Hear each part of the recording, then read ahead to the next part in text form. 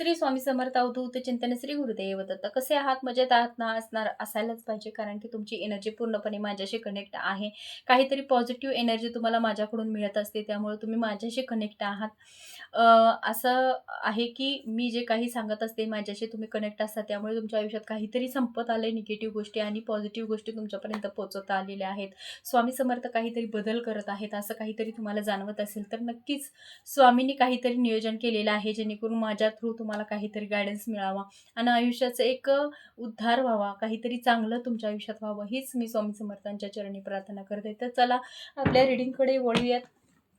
आता आपली रीडिंग यासाठी होणार आहे की कन्या राशीसाठी डिसेंबर मंथ कसा जाणार आहे आणि कोणत्या गोष्टी तुम्हाला फॉलो करायच्या आहेत, कोणत्या गोष्टी तुम्हाला करायच्या नाही आहेत, कोणता रंग तुम्हाला शुभ आहे, कोणता अंक तुम्हाला शुभ आहे, कोणता रंग अशुभ आहे, कोणत्या गोष्टी तुम्हाला फॉलो करायच्या आहेत, या सगळ्या गोष्टी मी तुम्हाला आता या एनर्जी थ्रू मी तुम्हाला सांगणार आहे. तर चला आपण आपल्या एनर्जीकडे वळूयात.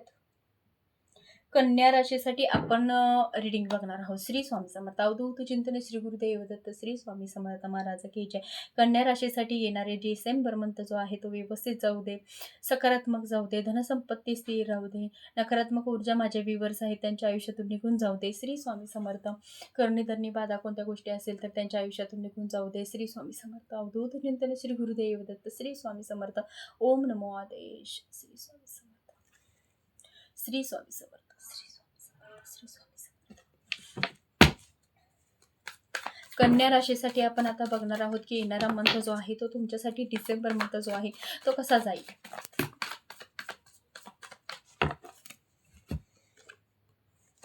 पहिलेच कार्ड आहे ग्रोथ. पहिलेच कार्ड ग्रोथचं आहे. श्री स्वामी समर्थ अवधूत चिंतन श्री गुरुदेव दत्त. श्री स्वामी समर्थ.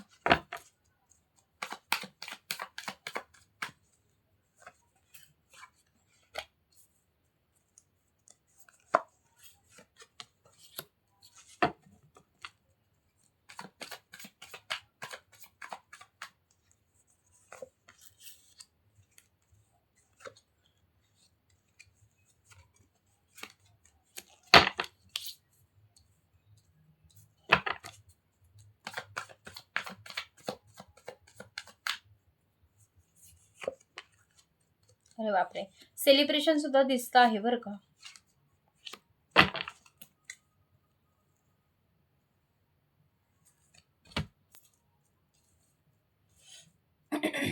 चला, बॉटम मध्ये आहे द डेव्हिलची एनर्जी दिसते आहे बॉटम मध्ये. काहीतरी निगेटिव्ह शक्तीचा प्रभाव तुमच्या आयुष्यामध्ये पडलेला असणार आहे. जास्त एनर्जी मला कुटुंबासाठी दिसत आहे, फॅमिलीमध्ये तुमच्या कटुता दिसत आहे, पार्टनर आणि तुम्ही ह्या दोघांमध्ये जास्त एनर्जी स्ट्रॉंग आहे. दुसरी एनर्जी जी आहेत की भाऊबंदामध्ये किंवा वाडवडिलांमध्ये किंवा जावा दीर किंवा सासू सून अशा काही एनर्जी आहेत ती फॅमिलीमध्ये किंवा पैशाचा इश्यू अशा थ्रू काहीतरी गोष्टी ज्या आहेत त्यामधून ते होताना दिसत आहे.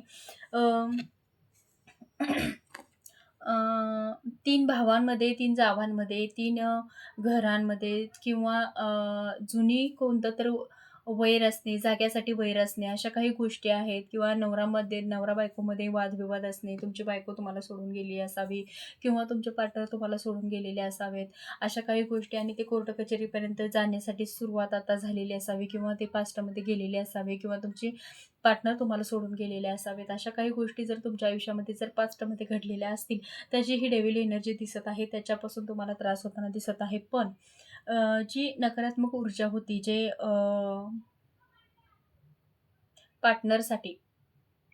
पार्टनर तुमचा जे तुम्हाला सोडून गेलेला होता किंवा काहीतरी निगेटिव्ह गोष्टी झाल्या होत्या, ह्या तुम्हाला सतत त्रास होत राहणार आहे. जेणेकरून हे वर्षाच्या अखेरीस की माझ्या आयुष्यात मी काय केलं, हे सगळं माझ्या आयुष्यात घडलं, मला हे त्यावेळी अचानकपणे थोडंसं कळायला पाहिजे होतं किंवा माझ्या पार्टनरला थोडं कळायला पाहिजे होतं. कदाचित आज हे आपलं नातं व्यवस्थित राहिलं असतं, कदाचित ग्रोथ झाली असते, आपण कुठंतरी सेटल झालो असतो. अशा काही इच्छा, स्वप्न असं काहीतरी तुम्हाला आठवत राहणार आहे. त्या गोष्टींवर तुम्ही विचार करत राहणार आहे. अशा गोष्टी तुम्हाला होत राहणार आहेत, आठवत राहणार आहेत, सतवत राहणार आहेत की जे झालं ते चुकीचं झालं, मनाविरुद्ध काय असताना पण चुकीचं झालेलं आहे. ह्या गोष्टी सगळ्या आठवत राहणार आहेत तुम्हाला. अजून असं आहे की आठवड्याच्या 3ऱ्या आठवड्यामध्ये तुम्हाला परत एकदा सगळं थांबवून विचाराची संकल्पना परत एकदा रिटर्न फिरताना तुमची ग्रोथ व्यवस्थित होताना दिसत आहे. मार्ग व्यवस्थित सेटल होताना दिसत आहे. कुठेतरी चांगल्या वळणावरती तुम्ही निघालेला आहात अशा काही गोष्टी दिसत आहेत. आठवड्याच्या शेवटी जर तुम्ही बघायला गेलात, तर आठवडा तुम्हाला ज्या महिन्याभराचं टेन्शन जे आहे, ते थकवा आहे, जे विचार केलेला आहे, ते कुठेतरी संपवताना तुम्ही दिसत आहे. नवीन वर्षाचं स्वागत करताना तुम्ही दिसत आहे. जे झालं त्याच्यावर एक पूर्णविराम करावा आणि नवीन आयुष्य सुरू करावं. जे झालं ते तर परत येऊ शकणार नाही. पण माझ्या आयुष्यात मला काहीतरी जगायचं आहे. माझ्या आयुष्यात मला काहीतरी सेटल व्हायचं आहे. माझ्या स्वतःसाठी तरी मला माझा विचार केला पाहिजे. अशा काही गोष्टी आहेत त्या तुम्हाला आठवत राहणार आहेत.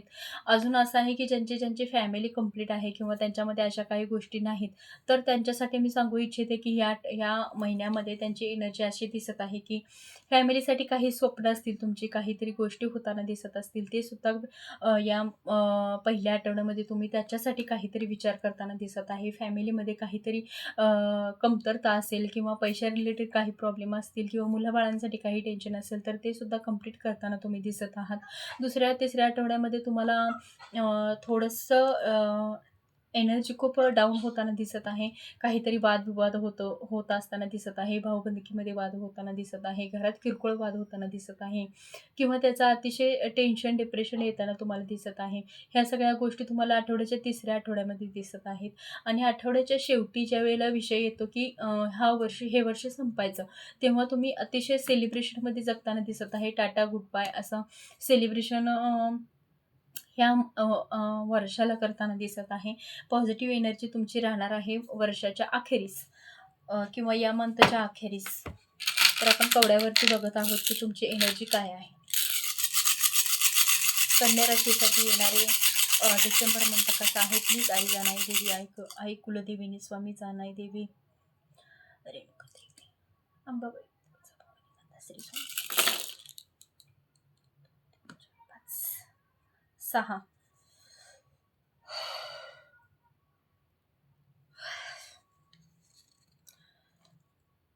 6 1 2 3 4 5 5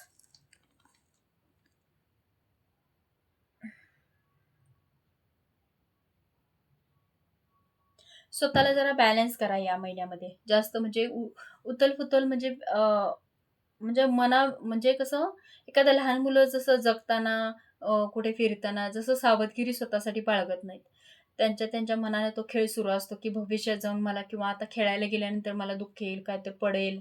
असं काही गोष्टी त्यांना ज्या माहीत नाही. बालिशपणा जो असतो थोडक्यात, तो बालिशपणा या महिन्यामध्ये तुम्हाला करायचा नाहीये. सावधगिरी ठेवायची आहे, की जेणेकरून कोणतंही कार्य करायचं बोललं तरी तुम्हाला एकच सावधगिरी असणं गरजेचं आहे. हे तुम्हाला असं लक्षात घ्यायचं आहे, जेणेकरून आपल्याकडून काही चुकीचं होणार नाहीये.